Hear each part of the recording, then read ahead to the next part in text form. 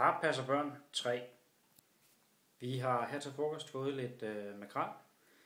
Vi har også fået lidt leverpostej, lidt pølse og lidt frugt. Lad os lige se, hvordan de to krudtugler klarer den.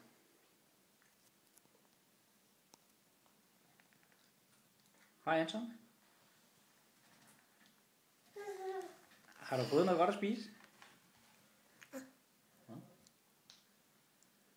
Kan du godt lide pølse? Ja, og leverpostej har du stadigvæk på fingrene. Det var godt. Hvad med dig, Alma? Har du fået noget godt at spise? Hvad?